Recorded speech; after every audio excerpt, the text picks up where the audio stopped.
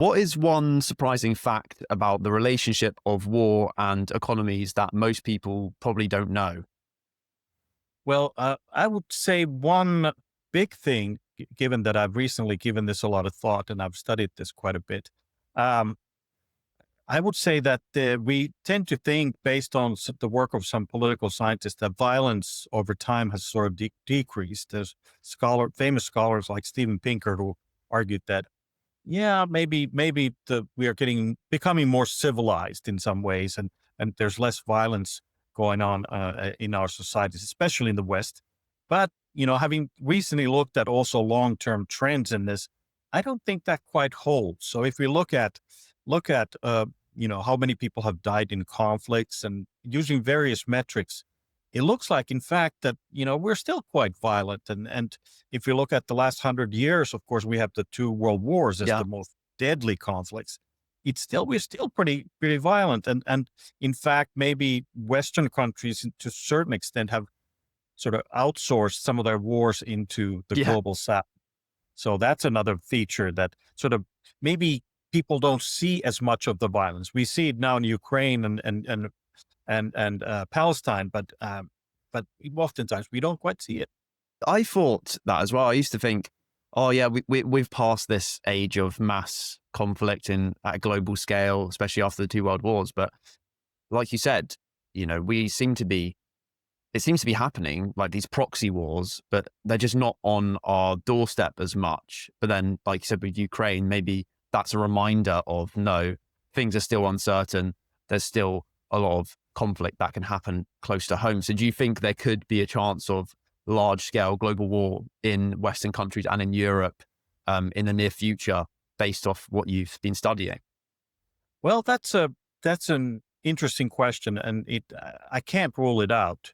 If you look at different kinds of patterns, people have studied, 100-year cycles and stuff like this, and there's a lot of that kind of work predicts that we in the 2020s we would see a great power conflict, particularly between U.S. and China, and I think we're close to that. So it Mm. seems like it's possible. And I think anytime if we sort of look at the Russian invasion of Ukraine and the ongoing war through a kind of a broader lens, we start to see some stuff that's not good for the world as a whole, because it destabilizes Europe. It's caused a kind of a global arms race, which is going to continue for the next 10 to 15 years at least, if not longer. It's also exposed Russian military power to be less effective than we perhaps thought. Yeah. And I've studied the processes that led to the First World War, and there was a similar incident. There was a war between Japan and Russia at that time, and everybody thought at the time that Russia was a great military power, and they would wipe the floor with Japan, sort of upcoming power.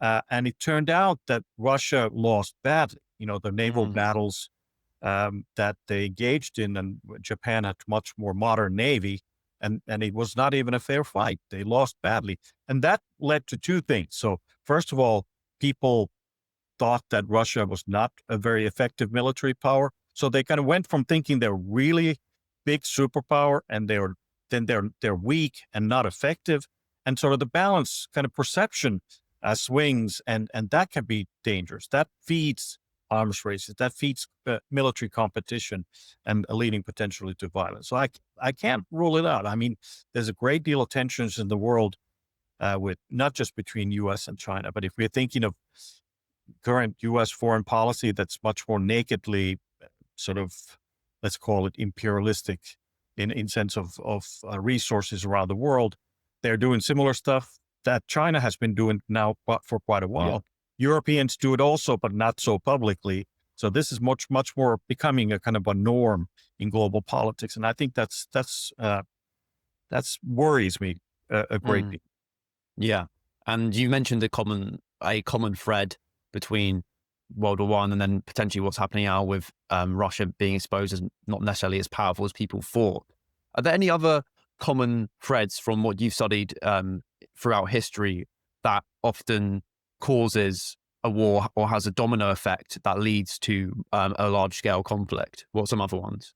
Well, I would say in the same context, comparing, situation before the First World War and now, I don't see similar types of, structures in place that will lead to a large scale conflict. So, because with the First World War, we saw, and yes, we saw an arms race, but we also saw kind of a technological arms race that was particularly worrying. We see some of it now with use of drones, missile technologies, hybrid warfare, electronic warfare. There are some elements there, but it's not quite as pervasive than we saw over 100 years ago. So that's not quite there. But something that is kind of a similarity is that the First World War was preceded by what we could call a globalization wave. The Mm. first one really we saw in the West, and it lasted about 100 years, ever since the end of the Napoleonic Wars, and it lasted until the First War. In fact, people were writing in 1914 that, okay, there's no way we can have a massive war because Mm. we're so connected, globalized. We do trade, currencies, all that stuff, and even that European rulers were all related to one another. When Russian Tsar is writing to the German Kaiser, is they're writing as their close family friends. So they thought it couldn't happen, and yet it happened. Mm. Well, something that's worrying, that the more recent globalization wave, which began maybe in the 1960s when we started to see the containerization effect in world Yeah. trade, it probably came to an end. Economic historians have sort of argued it came to an end probably in 2008 with the financial crisis, but it didn't come to an end like the First World War. So it wasn't that abrupt. It's going to be this slower Mm. pattern towards, less growth in global trade and the slowing down.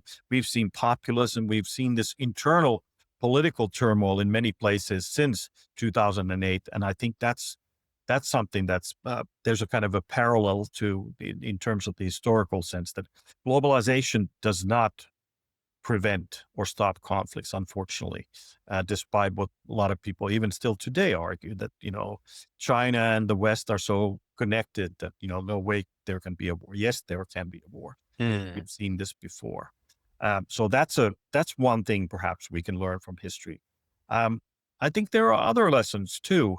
The fact that we've seen arms races before, we sort of know how arms races sort of develop, and so it's not something that happens very quickly, but then it sort of gathers speed, and it's going to Yeah. be pervasive. You can't really, I wouldn't say that the arms race is going to stop anytime soon. So we're going to see new elements. Once hopefully the Russia-Ukraine conflict stops, Russia is going to keep, certain level of military investments going, higher military spending, because they can't stop it. Their economy, their society is going to collapse if they turn off the taps and say, hey, we won't do that anymore. So we're going to see elements that keep the arms race going for the next 15 years. So that's unfortunately the future we're facing. Maybe there are parallels from history about the Cold War that we could take to situation now. Are we in already a kind of a Cold War 2.0? Yeah. Yeah. Maybe. There are lessons from history we can learn about, uh, sanctions, that sanctions do not really work. They're fairly ineffective as a policy tool unless they're accompanied by actual warfare, economic warfare, and troops on the ground and, bombing each other's, all the facilities and so forth. So then it can have a little bit more impact, but sanctions are not a very good tool in terms of stopping wars. So there are these kinds of lessons that we can learn from history that, unfortunately, for some reason, we keep forgetting them. So I Mm. don't know why, but people have this sort of fallacy of what I call a kind of a distorted view of the reality, called this time it's different. So maybe now sanctions will work. Maybe now we will be able to defeat Russia. Maybe now we'll be able to do, because something's supposedly has changed. But I don't think, Mm. things change that dramatically. We can't directly take things from history and say today is the same, but still Yeah. a lot of the mechanisms I think are the same. Would you agree that history doesn't repeat itself, but human nature repeats itself.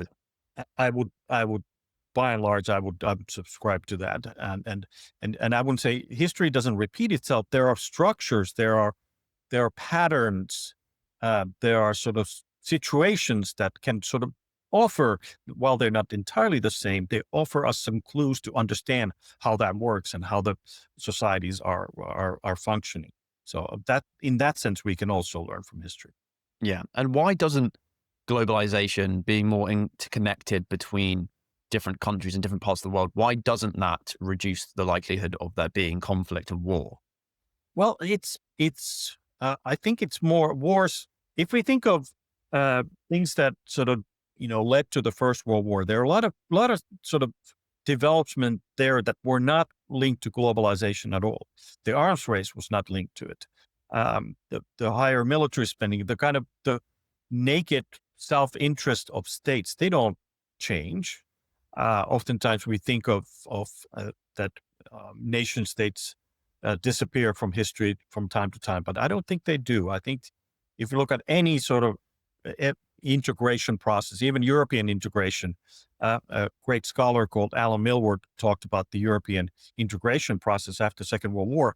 He described as the European rescue of the nation state. It wasn't that we all of a sudden wanted to work together and do things. Yes, they wanted to avoid a war between France and Germany by all costs, but also it served the interest of the people in those societies. So, Yeah. farmers got something out of it, the industrial producers got something out of it, and so forth. So the stuff we tend to sort of attribute to the European integration process about freedom of movement and goods within the European Union, that's more of a kind of an afterthought of the whole process. Mm. And in terms of a future warfare, what do you think that looks like? You mentioned digital and the kind of the cyber side of things. Is the next big war or wars in the future, next century, do you think it will be less direct, or do you think it'll be a mixture of both, whereby there could be cyber attacks, bots on social media trying to influence, opinions and things like that? But do you think there will always be the death, the chaos, the destruction as a part of that, regardless of Right. where it goes in terms of the cyber stuff online? Well, I think we've learned from a lot from the war, a lot from of warfare in the last 5 years. Unfortunately, we've seen the two conflicts that we tend to focus the most, which is the fighting in Gaza and then in Ukraine. But there are other conflicts going on too. We see the whole gamut of the type of warfare we've always seen. We see civil wars, which are the most deadly types of conflicts. When society collapses, that those are the most bitter type of conflicts and most difficult then to resolve. And of course, the impacts that last after the conflict for decades or centuries are often quite pervasive. So I don't think warfare itself has really changed in Ukraine too. We started out with the notion that warfare is quick and it matters what kind of technology you have, and ultimately it became bogged down in trenches like we Yeah. saw in the First World War. Yeah. So a lot of that hasn't changed, and also the fact that Russian successes really have come from just massive increases in manpower. Mm. Again, uh, we've seen this before. Really large armies can sort of overwhelm the enemy with the persistence if you take your time and you're willing to overlook casualties. So um, that those elements haven't changed. So I would say the hybrid warfare, electronic warfare, new technologies, drones, etc. They're bringing some new sort of elements to this mix that Mm. do change the fact that what it's like to fight in the battlefield. But people dying in trenches in Ukraine, uh, it they're dying regardless if it's a drone dropping a explosive on their heads or if it's artillery. And in fact, Mm. we don't talk about as much in the Ukrainian context. It's the fact it's still artillery, it's still mortars, it's still fairly sort of traditional type of Yeah. destructive sort of technology that is effective in this battle. And the fact that we have seen over centuries, we've seen this increase, what we would call bang for the buck. So how much you spend, how much destructive power you have, how many people you're able to kill with that investment. That unfortunately has been increasing. Of course, it's hard to estimate it, very directly because, the nuclear weapons have changed the game in that. But we of course, our idea is that we don't use those, even though they Mm. have the most destructive capacity. But so they have created a little bit of a difficulty in our assessment of that. But overall, technology has become more deadly and more cost effective to produce. And we've seen this in the last century, especially since the Industrial Revolution, that we have this capacity to mass create this type of weaponry, and it is very effective, and you kill people more effectively with these technologies, and that to me is going to accelerate even further now with drone technologies, missile technologies, unmanned types of different kinds of drones and fighters and so forth. Uh, AI, robotics, all those kinds of things are just going to increase this bang for the buck, and unfortunately, we will see that play out in future conflicts. But if they're short conflicts, yes, they're more sort of focused on these aspects. But if they become protracted conflicts, they become more like what we've used to see even in the First World War, people fighting in trenches and dying there massively, and we've seen bombardments of cities and still, stuff like that. That Russia, for example, is pretty much indiscriminately bombing Ukrainian cities and communities with the idea that somehow that's going to break their will to fight. That has really never worked either. So, but hopefully they're doing it out of ignorance, but I fear they're probably doing it on purpose. They just want to cause destruction, and regardless of whether it advances their war goals in this war. Hmm. So it's still fundamentally a war of attrition, just with some slightly new technologies like drones that are now Yeah, part of that. yeah, I would say so. And we've seen also, um, the fighting in other conflicts that tends to be there. It's less technologically intensive. It's still, it depends which countries and are fighting one another, and if it's more of an asymmetric type of warfare, which we've seen in the most brutal way in Gaza, one country that has particularly advanced weaponry and capacity just keeps bombarding the other side that is fighting very much an asymmetric type of warfare with terrorism and other similar types of means, and it's just a conflict that it, I don't. It's hard to see what's going on there right now because of there's limited access to the battlefield.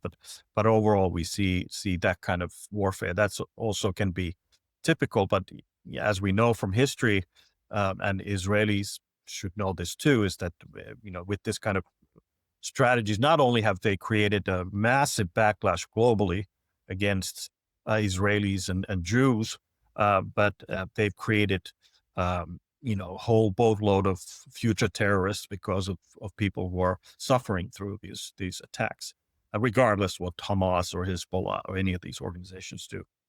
Mm. And in terms of nuclear bombs and nuclear power, has there ever been a technology and innovation like that in history where this new thing's arrived and it's just had such a big impact on warfare and how wars potentially started or not started? Has that ever happened at such a scale, or has there been any similarities in history before to the nuclear Not bomb? not probably anything of that scale. Yeah. I haven't seen weaponry that would be that decisive in stopping a conflict or killing people at that scale. Um, but one of my favorite examples of when we look at yes, it did stop the Second World War, and I think although there's been great deal of debate among scholars whether it was necessary to drop the atomic bombs on Japan, which is a horrific act, and we've seen the pictures of what happens to people. Um, I think the evidence is still there that Japan would have resisted for a longer time. Yeah. There would have been a Yeah. massive military manpower cost for the Allies to finally subdue Japan. It probably would have caused a great deal more damage to Japan and Yeah. on the Japanese side, cities and so forth. So to a certain extent, I can understand that it made sense, and it not necessarily to drop 2 bombs, but at least one to showcase the new weapon. But we also tend to lose sight that if we look at what for example, the Allied side did to Germany and Japan, they dropped sometimes in one night enough fire bombs to burn down entire cities. What we saw in Mm. Dresden, for example. Yeah. Dresden. Yeah. Yeah. Well, that's one a famous Yeah. example of and when we saw this in many cities in Japan during the war, they killed more than 100,000 in one night, which are similar numbers when we look at Hiroshima or Nagasaki. And Dresden is, one example of that, where they dropped firebombs in a very conscious way, by the way. So they knew what they were doing. They Yeah. dropped on the outskirts of the city, which causes massive fire that draws inwards. First of all, it burns people to death, and then it sucks out all the oxygen. So to me, that's Wow. a similar level of killing, but it's not the same one weapon that can do it. It's a coordinated attack. Mhm. So we haven't seen that level of sort of increase in the ability to kill people with certain types of technology before or since. Of course, nuclear weapons were refined and their killing power increased during the Cold War a lot.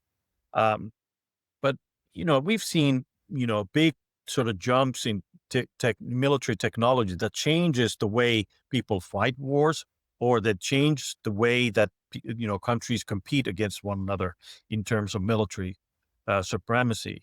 For example, if we look at the situation before the First World War, the invention of the dreadnought, a new type Yeah. of battleship, is a good example of that, where you all of a sudden have a new technology, new type of ship that's completely superior to everything else at that time. So everybody had to start building dreadnoughts. That changes the game. Germans, of course, they invest heavily in submarines and then submarine warfare to try to counter this, because they couldn't compete with the Brits in terms of the dreadnoughts and the Navy in general. So that changes the dynamic. Or if we go further back in time, the Byzantine Empire, for example, they were very dependent on the Greek fire. For example, that technology was particularly deadly and effective on the battlefield, especially in their naval warfare when they used this. Or if you look at some of the Chinese dynasties, the Sung dynasty, and the Qin, Ming and the Qin dynasties, they do massive sort of advances in military technology in terms of what kind of navies they had and missile technology, et cetera, that were way ahead of their time. So all those were effective in their own way in terms of determining how they competed with one another. Wait, hold that thought. I'm genuinely so grateful that you've stuck around with us to listen to these fascinating insights from the guest so far. If this episode has given you one piece of knowledge which has helped you understand yourself and the world a little bit better than before, the absolute best way to support us is to pay it forward and hit the share button right now. Don't let this knowledge stay hidden. Please send it to one person who will benefit from this episode. Thank you so much. Let's dive back into the rest of the episode. Yeah, could you tell me a bit more about the Greek fire? Because I've read that before, but I'm not sure what that is. What type of warfare and strategy did that entail, and how was it used in navies in the Byzantine Empire? Yeah, it's so the Greek fire was essentially it was this sort of mixture of chemicals that kind of I don't think we still haven't quite cracked the secret of what it contained, but naphtha and different kinds of chemicals that made it so that a mixture that when you set it on fire. So, for example, if you got this substance on you and you jumped into the water, it didn't put out the flame. It didn't put out the Wow. flames of the fire. So it's that kind of substance. So it's very Mm. difficult to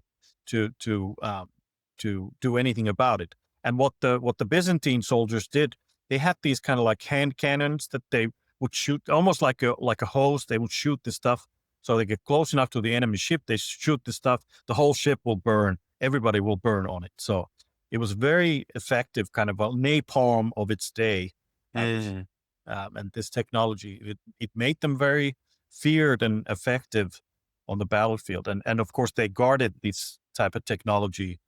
It was a death penalty would be applied if you tried to smuggle this technology or knowledge of it outside the Byzantine Empire. So they were able to keep it secret for a long time, Mm. and gave them an edge. Uh, I mean, Byzantine Empire did eventually end because they were then in the 15th century they were finally um, they faced the Ottomans who had embraced the gunpowder technology and new cannons and stuff that were able to break the walls of Constantinople and ultimately the city was conquered. But they lasted for a long time with Mm. partially because of this technology. Yeah. And did you say it's still a secret now what was actually in it? Yes, I mean historians I think they've been able to sort of recreate mostly what it is, or at least similar effect. But I don't think we've seen there's no, archival document says, okay, here's what you put in and to achieve. So it was closely guarded secret recipe that only the certain people in the Byzantine Empire would know how it was manufactured.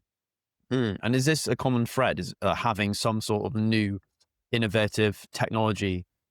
Is that something that can increase the chances of a economy in war prospering and staying that way until, like you said, for example, the Ottomans, they found a new way to catch up? Is that a common thread that you've seen throughout history? Well, yes. I mean, we'd have to define what a technology is because we can think of the Macedonians and Alexander the Great. What made them so effective? The phalanx, the formation that they used was Mm. pretty effective. Or when Alexander was facing with the Persians, oftentimes he would use tactics that others would not use in any battlefield situation. So it seemed reckless, and the Persians were not expecting it, so they weren't Yeah. weren't facing it. And of course, Alexander was also able to sort of adjust his tactics and use of elephants and stuff like that once they went further east. But they didn't quite get to China, for example, because I think they would have fared very poorly if they had entered China, and because Chinese already 300-400 BC, they had experimented with everything, different kinds of militias. They had tried different kinds of formations. They knew this is the art of war, which was this knowledge base that was Mm. sort of uh, supplemented over centuries. And so the Chinese would have looked at the Macedonian phalanx and they would have been sort of amused. Okay, that's what you're doing. Here's how we counter it.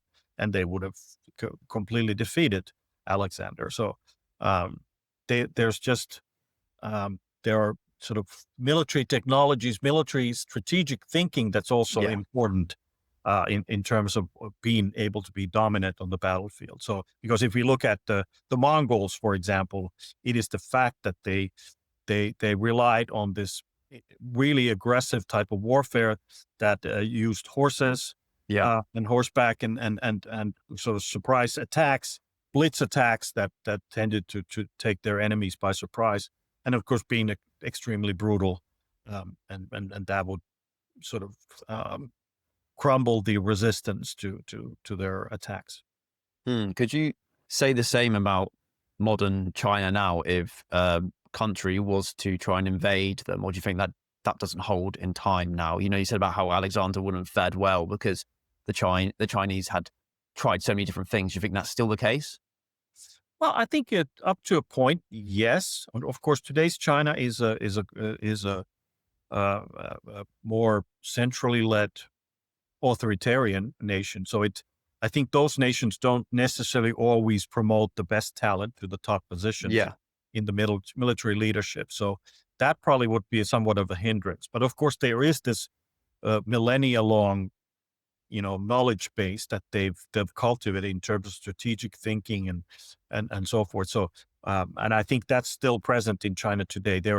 They would be extremely well prepared, and I've read some stuff about China. They're well prepared for global upheaval and potential conflicts, and then people have prepared for maybe an upcoming conflict, that they're ready for it. They're ready to make sacrifices. There's this more collective type of thinking mentality that Chinese are more ready to accept than most countries in the West. So it of course it's harder then to say how that would benefit or not benefit them in terms of conflict with the U.S.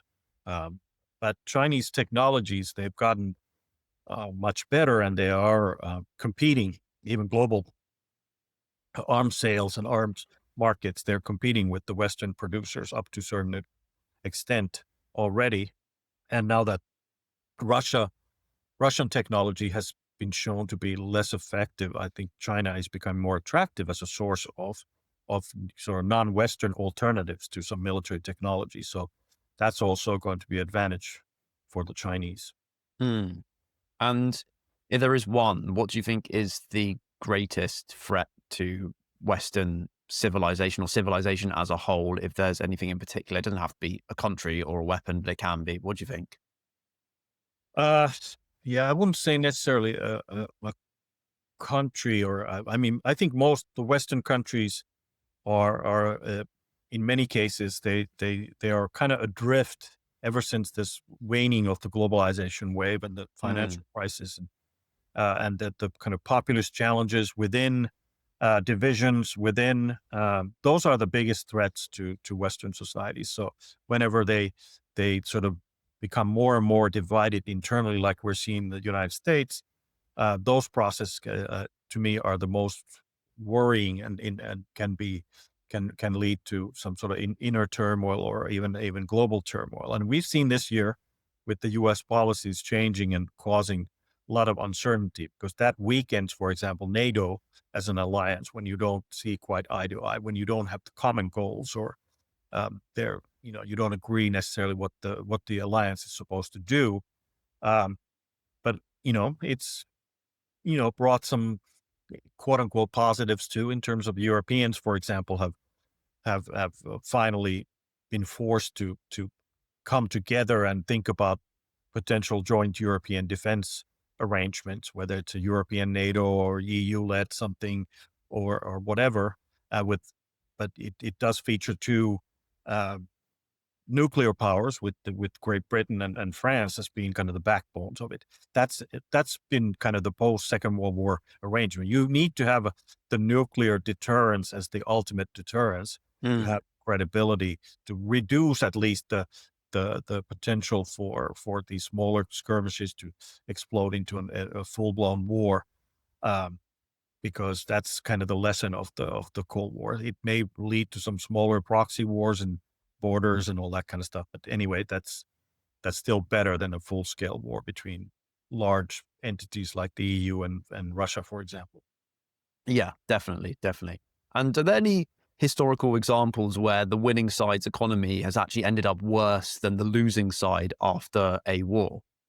Well, to many, I don't necessarily think that the winning side didn't fare okay after the Second World War. But in fact, a lot of the countries that lost the Second World War, if we think of Germany, Japan, um, to a certain extent, Italy, they do quite well after the Second World War. Yeah. After they are able to sort of come to some sort of reckoning, because after the First World War, there was no real decisive sort of arrangement that said these countries, you know, that the militarism would be stopped. So there was that element after the Second World War. There's more decisive sort of agreement, and then also global arrangements that you make collaboration and sort of sharing of technologies, et cetera, much more easier with the Marshall Plan and those Mm. kinds of interventions.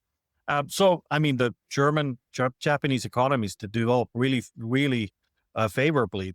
I'm talking about West Germany in 1950s, 1960s. So in fact, which is kind of strange, the height of the Cold War, 50s and 60s, the West or the world as a whole saw probably the fastest economic growth we've ever seen. And we're talking in the case of Japan and Germany, we're talking growth rates of 7 or 8% per Mm. year. So which is not really feasible in sort of more mature Western economies. Um, but that's really unprecedented. So I would say in that case, the losing countries actually did fairly well, at least in comparison with the winners. Yeah, no, that's a good example. And how did West Germany and East Germany compare in terms of economic growth over the Cold War? I know there was a big difference, but how Mm. big was the difference? Well, it's I don't I think the jury is a little bit out still on the actual figures for East Germany, how did they fare and so forth. But at least the evidence that I've seen, it's very modest economic growth. There are some, years when it's a little bit stronger and so forth. But I mean, the West Germany, the economic growth is much faster. Living standards rise much faster. They recover from the Second World War much faster. Yeah. And of course the Soviet sort of policy towards its satellite states was this kind of brutalized industrialization that wasn't always the best strategy, and state-led kind of control of the economy was not great in terms of innovations and so forth. So I mean, the gap was pretty big when we get to the German unification at the end of the 1980s. So uh, and unfortunately the gap somewhat still persists today, even Mm. German unified. So if you look at where's the strongest support for the far right political parties, it's in almost exclusively in eastern part of Germany, who felt that Wow. they kind of been left behind. So that kind of situation would be analogous to what we might see if there's a settlement between Russia and Ukraine gives up its eastern part to Russia. I think we would see similar development. Western part of Ukraine would develop, very fast. There's Yeah. going to be a lot of Western investment, some sort of Marshall Plan type of reconstruction. Whereas the eastern part, the Russians probably don't have the resources or the interest really to do much else. Make sure there's some sort of corridors to send people and supplies to Crimea, and I think that over decades it would develop into a East Germany, West Germany kind of situation. So if they eventually unify, they would have a hard time making that work. Do you think that could likely happen? Do you think part of Eastern Ukraine will end up being under Russia in the near future, or do you think Ukraine will try and stick with it for as long as possible? Well, unfortunately, I think like even Trump said last summer was that I think all parties more or less know what the agreement could or should be. And unfortunately, Ukrainians will likely have to cede that territory, Eastern Ukraine, for Donbass and so forth. So, and I know it's probably a very difficult issue in Ukraine, and talk about publicly. Giving up your territory is always very difficult. But I think it's more or less the military reality on the field. Russian side too. I mean, they don't know that they're not going to gain all that much territory with this strategy. It's too slow. It's Mm. too painful. So eventually they'll have to make that calculation. Mm. And the Ukrainian strikes to Russian infrastructure is actually quite clever because it's creating some pressure, popular pressure on the government. Eventually, if gas prices are really high, if railways don't work, if the water systems and sewage doesn't work, all those things will make the war very clear to the Russian citizens that this is not just small special operations that the government censorship can hide. So that will be something that will make potentially the war so unattractive to Russia that they'll have to make that deal. I think we've sort of skirted with that arrangement, and I think Zelensky and the Ukrainians are probably, to a certain extent, they're ready for that kind of Mm, deal. And I'm sure it would mean that Zelensky personally would probably have to agree on this deal and try to get it through the parliament, and then he would have to resign. He would incur the political cost of that, and his political future would be probably over, at least in the near future. And probably later generations will recognize this as a necessary sacrifice. But yeah. this is what the Finnish prime minister, for example, did in 1945 when 1944, excuse me, when Finland was close to collapsing under the Soviet sort of renewed push in the summer of 1944, and the prime minister had to make a deal with the Germans who were kind of withdrawing and having their own issues, but they wanted to exact some promises from the Finns in exchange for some new weaponry and things that would help them at the front in a critical time. So the prime minister um, and the government decided on this, and then ultimately it was the president who took the blame for then signing this, and then he was in fact um, convicted of this in the war crimes tribunal after the fact. But he kind of took it on upon himself that, okay, I'm going to sign it, I'm going to take the blame once we have to sort of break away from the Germans in the near future anyway. So did the Germans end up going to defend Finland because of that Well, policy? they did help them somewhat in the northern part of Finland, but ultimately it was more the material help, the tanks, the Yeah. artillery and weaponry that the Finns needed to be able to stop the Soviet push that summer, and that was in fact quite crucial. And but they still were forced to conclude an unfavorable peace deal. Uh, in the fall of 1944, and ultimately even pushed the Germans out of northern Finland, in an actual last stage of the war, because of the peace treaty that they had to sign. Mm. I really, really liked reading about the first wave when the Soviets tried to attack Finland, and you guys were like completely outnumbered, and you were just like, there were like soldiers in like like with skis on, like doing stealth attacks. Like I really like World War II, and it took me 19 or 20 years to even know that even happened. Have you studied that period of the war where Finland pushed the Soviets back? Well, I have studied a little bit, and part of that, the strategy would be it worked the best in kind of middle and northern parts of the country and the border with the Soviet Union, Mm. because there were fewer roads, harsher conditions during wintertime. Um, and basically the strategy was so that, the Soviets tried to use the roads to move their equipment and heavy equipment and personnel. And by the way, a lot of the Soviet personnel came from southern parts of Soviet Union. So they were not really ready or equipped for the harsh Finnish winter. For example, the winter of 1939, 1940 was particularly cold. And so they were not ready for it. But what the Finns did was that they figured, okay, we have fewer troops. We're going to use the geography to our Mm. advantage. So, for example, they would shut or cut off the roads at different intervals behind and in front of the advancing Russian troops, and then they would start hammering them from the forests, and especially during uh, the dark hours, which during the wintertime in Finland are quite long. So they would keep at it. So they have nowhere really to go. They don't see them. They're attacking, yes, on skis from the forest.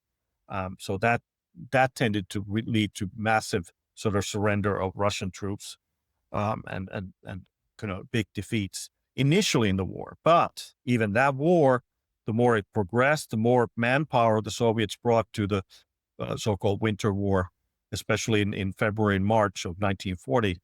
Okay, things were not looking so great for Finland. In fact, the only thing that saved them, and they were able to conclude a peace treaty in which they lost some land, was because the Western powers like the UK and Germany, UK and France, they were threatening that they potentially could intervene on the part of Finland. So, um, Mm. it may start. You may start with some successes, that new strategies, new technologies, but ultimately it turned into a fairly traditional attrition war that was not in favorable to the Finns. And being so close to Russia now, and I mean, this was quite a while ago, but I did read that or saw images of developments on the border between Finland and Russia. This was quite a while ago. I don't know what's changed in the last decade or so. Is the tensions increased since the Ukraine war between Finland and Russia? Well, in a kind of a tragic way, yes, the tensions in general have increased, and Russia views Finland now as a hostile nation, as a part of the NATO. Uh, but you know, how much of that is rhetoric and how much they actually consider that, because Finland doesn't really have much that the Russians really would want. Yeah. Uh, there's, not an abundance of minerals or stuff like that that would be advantageous to them. Finland has a large standing army and really large reserve, and a lot of Western technology, and now we're part of NATO. So it's not a very attractive target for Russia. Um, but and also because with the war in Ukraine, they've had to withdraw a lot of their military assets from the border to fight in Ukraine. And they've, in fact, some of the divisions, they've incurred horrific losses. So they've been decimated. So I would say that troops that are stationed near the Finnish-Russia border, they're inexperienced. They're not very effective. There's a lack of technologies there to sort of produce a really credible, existential threat to Finland. Mm. Uh, but that doesn't mean, of course, Russians would, once, if the war ended, they would probably, they would strategically think of where to put these larger army that they're likely to keep to a certain extent anyway after the conflict, that they would have to station some of them on the Finnish border. But I think to Russia, in fact, it would be much more for their long-term strategic goals. It would be more important for them to sort of put a larger presence in the Arctic and northern part of Yeah. Finland to be able to maintain that role in the Arctic. And so I would expect them to in the near future to expand that role and their military presence there. But I would say it, and this is kind of different from what of my colleagues or friends in Eastern European countries feel. They feel the Russian threat is very acutely and rightfully so. But here, I think we have a fairly confident but cautious attitude towards the Russian threat. That yes, we know it's there. It's likely to increase in the future, but I think we're pretty confident in our own abilities as well. Yeah. And how big is your army then? You said you have quite a large army and reserves as well. Do you know the numbers? Well, I think if we count the entire active reserve, we're talking like 800,000 men, Wow. women. So it's potentially that could be expanded in a wartime situation. I don't know offhand the actual size of the standing army today. It's also hard because we have a career military and we have a conscription army. So all males have to serve in the army unless they're exempted, and for women it's voluntary. But there's a great number of women who also go through the military service all the time. So that also changes a bit in terms of what size of a cohort they have in the military. But I think it's fair to say that Finland easily would have a standing army close to 100,000 that Mm. could be quickly mobilized, and a larger reserve than overall that's fairly well trained. Some of them, of course, would be older, but anyway would be a credible to different aspects of any conflict. And how has Finland's economy changed throughout history? And what has made it prosperous throughout history compared to today? Well, Finland in the past had, 150 years ago was a very agrarian country, so it's dominated by agriculture and hunting. But it's become a much more modern country. So in the 20th century, Finland caught up to the Nordic countries and the Western countries. So it has a very similar trajectory. There was a shorter industrial revolution, but fairly quickly from the 1960s onwards, Finland became much more dominated by the service sector. different aspects of the service sector. So Finland and Sweden and these countries went more quickly in that direction than other Western countries have gone as well. So it's now a very high living standards society, and with high levels of education and high tech society, I would say. Um, and it's also a society, as you've seen in some of some of the indicators where people say the Finland's or the indicators indicate that Finland is the happiest country in the world 7 years in a row. It's not so much that people are just smiling and happy all the time. It's more so that people here are pretty happy with the society as a whole. They're all enclaves, groups of people. They trust the government to a great deal. They trust that we can't be invaded very easily.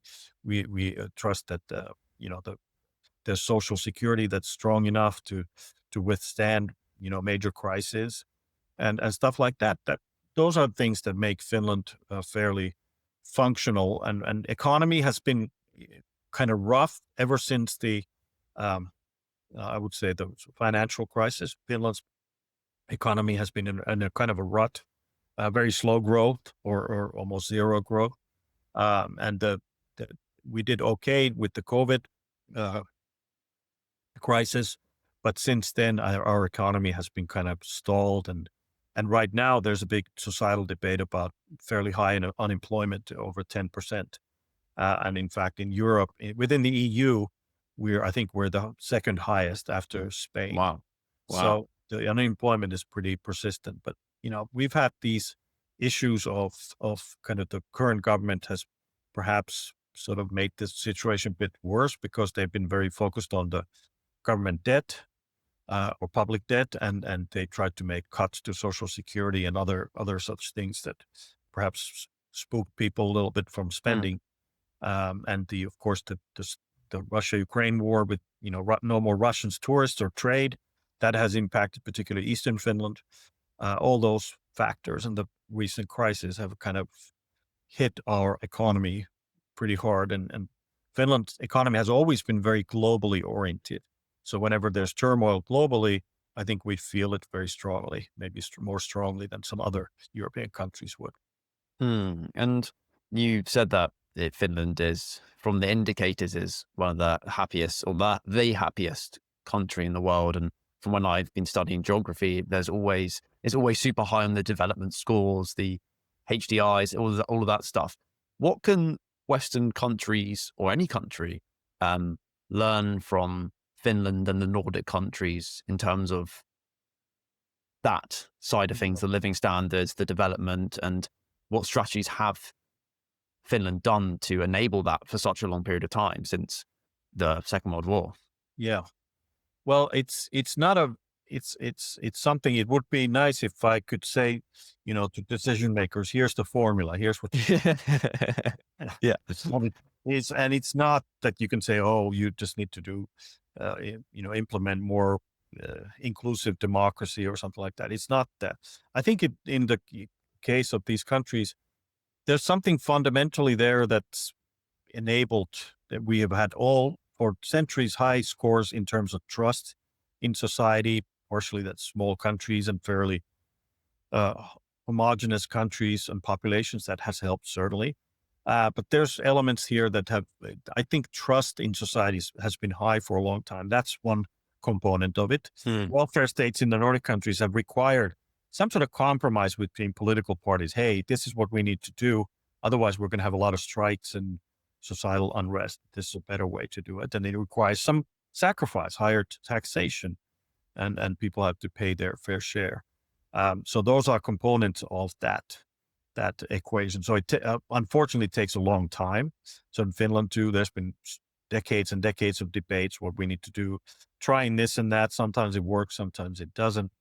And for example, Finland scored really high on the PISA scores in terms of having really highly performing students, but it's not permanent. I mean, in the decades afterwards, Finland's PISA scores have declined, and they've tried to implement reforms. They haven't been so successful. So sometimes things work for a while, and then they don't work so well, and you have to sort of experiment. But ultimately, I think it comes down to trust in society, that you have people trust the government, the system, the society around them, and that makes it a functional. And it's something that's very hard to reproduce. It's very hard to manufacture. It takes a long time to develop, and sometimes, I mean, Finland had a civil war in 1918, so it's not that long ago. It's Mm, 100 years, but still. Second World War, they were already fairly united, but it's taken that decades and decades of building up that trust and society, and that has enabled the societies to become more coherent and well functioning. where do you think it came from? Because it's not just Finland, from what I've read, that Yeah. has that ethos. It's also some of the other Scandinavian Nordic countries. How come it's concentrated in this one area of the world? It's it's hard to say. I think part of the equation is the fact that they're societies that fairly, you know ethnically or otherwise, were fairly sort of unified, and there was a shared set of values. There was a role of different organizations in the society, church and state, and so forth, that work together. And all those things sort of have enabled it. But it's very hard to explain. I don't think social scientists have a good handle on. Sometimes they talk about social capital or some sort of concepts like this that would try to get a handle on it, but I think we don't have a really good sense of it. I would put it this way, like the recent Nobel Prize winners, Asimov, Johnson, and Robinson, who are institutional economists. But they said that it's more so. A lot of things in history are really they they're hard to change. They have long-term impacts. So, things that, colonialism has impacts for hundreds of years, negative Mm. ones. And civil wars have impacts or negative influences for a long time. So it's kind of, when you get on that right track, it's also something that can be reinforced and slowly built up, and then you build on it. So it's not so much about what they call formal institutions like laws and constitutions. It's more so when you build trust and shared values, et cetera, in Mm. society. And sometimes that can't be manufactured by a government or anything like that. There has to be a right set of circumstances that enable that. But I don't think we have a good handle. But it's this informal institutions that I think is the key to understanding it. And societies like Finland, the gap between how people think we should behave and the actual laws is fairly small. But Mm. societies where those are far apart, we see corruption, we see conflict. People don't accept the society the way it functions. They can be revolutions and so forth. So it's harder for me to explain where it comes from, but just observing, I think that's kind of one of the key mechanisms. Yeah. Yeah. No, well said. Very well said. And few ending questions, slightly more philosophical, I guess. Do you believe in God? I do. Mm. Yeah. Let me sort of, I guess, augment that in a sense that I do believe in a God or some type of, sort of similar type of structure that we simply do not understand. I'm much more skeptical towards organized religion and, whatever different religions might say about or some sort of supreme being, or whether I put it this way also to my students in the past. We can point to historical evidence that potentially or most likely there was a person that we later have called Jesus, that lived at the time of the Roman Empire. But, we can't really verify or prove conclusively that this person was the son of God and so forth. So there's sort of historians' view on, what may have happened, and then some where we get more into the philosophical or theological discussion, then it's a matter of faith. Yeah, because even if the historical side of things, in terms of Jesus being the Son of God and all of the stories from the Bible and stuff, even if they're false, it doesn't necessarily or at all mean that there isn't a higher being still, Right. regardless of that, right? Right. Correct. Yeah. Yeah. I would, that's a good way of putting it. Mm. And what is the meaning of your life? If you can summarize it, what's your moral compass? How do you see that? Well, maybe I would define as some of my uh, foundational moral principles as, um, as something that I've learned over my lifetime, I would say it's a matter of being kind to other humans, being kind to animals. I think that would be a very sort of foundational thing that I've learned to or become much more attuned with. I would say also I have a great deal of respect and admiration towards democracy and democratic structures in general, freedom of speech, those sort of larger sort of principles. Um, and I would say, in terms of my own meaning of my life, it's hard for me to say, except that I like very much what I do as an educator. So that to me is one of the foundational things that I'm able to uh, sort of impart my small bits of wisdom to other human beings who may take it and run with it. So I'll put it this way: that my greatest sort of triumphs, especially professionally, happen whenever some of my students succeed. They have some sort of milestone that they celebrate. They get their Mm, doctorate, or they get some sort of award or a new job or something. Those are the moments that are the most meaningful for me. yeah, very well said. And having that positive impact, I guess, on others around you and helping them. Yeah, Yeah, I would say yeah. so. Yes.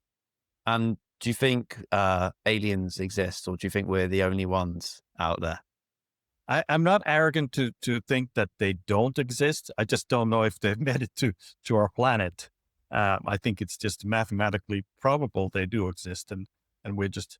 I think my way of looking at, we are just basically, we're ants on this globe, and we think we know a lot when we know actually very little. And in fact, it's likely that there are a lot of other much smarter civilizations that probably are observing us, Yeah.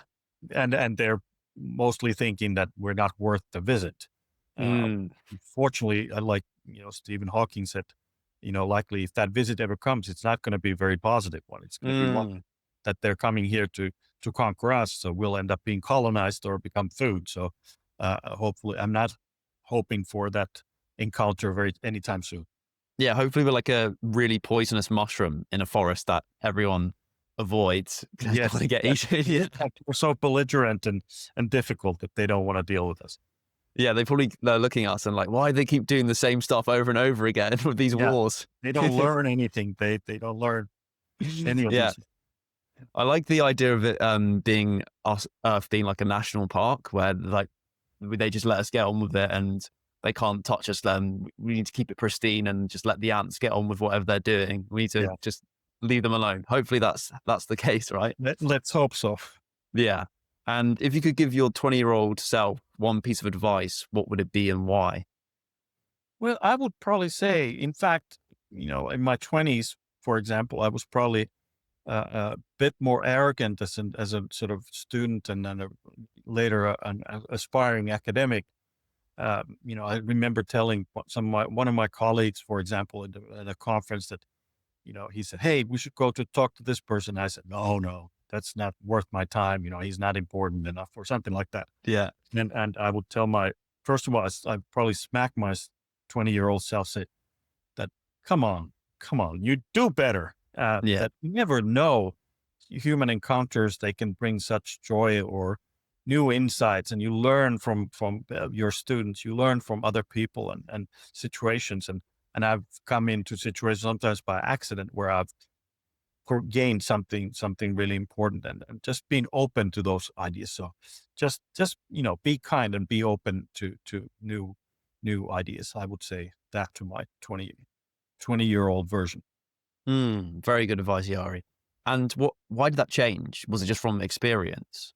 I think it's from experience and learning and being an educator. The more I've sort of interacted with people, I've learned to be much more open to new ideas, and of course being much less arrogant about my own abilities and learning my limitations, and I think that's been extremely uh, humbling and good learning experience. And some of the best academics that I've worked with, that I've met, have been, they've been the same way, and I've learned from those examples that, oh wow, that's brilliant, that's inspiring, and I've learned, okay, that's what you got to do, and then you can pass it forward when you're teaching others. And I found that to be very, very fulfilling also personally. Yeah, it's just stay curious and, be open to anything from anyone in terms of wisdom. You Yeah, never know who you can learn from, I guess. exactly. Yeah. Yeah. Jari Eloranta, ladies and gentlemen. Jari, really appreciate this. This was a really good conversation, and you've helped me understand a lot more about conflict throughout history, but also today, because I try to avoid the news quite a lot. So thank you for sharing your wisdom on that with me. And what are you currently working on?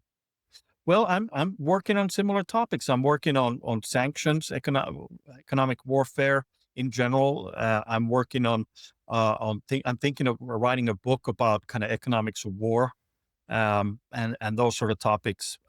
They still occupy my sort of mindset a great deal even today. Awesome. And where can people go if they want to find your work? Well, for example, I've got a new book out on Routledge, came out in May, the Routledge Economic History of War. So people who are interested in this topic, I think they'll find a lot of interesting stuff in that book. Awesome. Yeah, I'll leave the links to that in the show notes below. I really appreciate you, and thank you for coming on the show. Thank you. Awesome. If you've made it this far, you're likely not just a listener, you're ready to be the host. You felt that sense of intimacy and connection with our guest today, and you would like to get the same on your own show and start your own dream show. But you're worried about landing dream guests and all the complications and the mess that is often spoken about when starting your own podcast from scratch. You think starting a podcast requires a huge budget and a whole team, right? That is absolute nonsense. My pro remote podcast blueprint is the ultimate key to skipping the outdated advice and building a high quality, high impact show, even for under $100. It provides the proven strategies and AI templates that I use to this day that you will be able to use to reclaim your time and creative control. And this is a strictly limited opportunity. Don't dilly-dally because there's limited spaces. We've already got one student, Rob, who's joined. That means there's only a couple more spaces to get the Pro Remote Podcast Blueprint course half price. And you need to act very, very fast because this is a limited offer and you're very, very early. So if you want to get the early bird discount like Rob has and get the results by watching the course that goes through the exact step-by-step blueprint that I use to this day to create these episodes that you've just watched and get to the success and become Europe's fastest growing under 21 podcaster, and also join live weekly calls with me and use the AI templates and email templates that I use every single day to get the results and just get all my secrets without getting any of the mistakes and failures that I've made, then top link in the description is for you. And if you're ready to launch your own show and get personalized one-to-one help from me and copy my blueprint, which no other podcaster has shared, then I'll see you there. I'm rooting for you. Goodbye. Hope you enjoyed the episode too.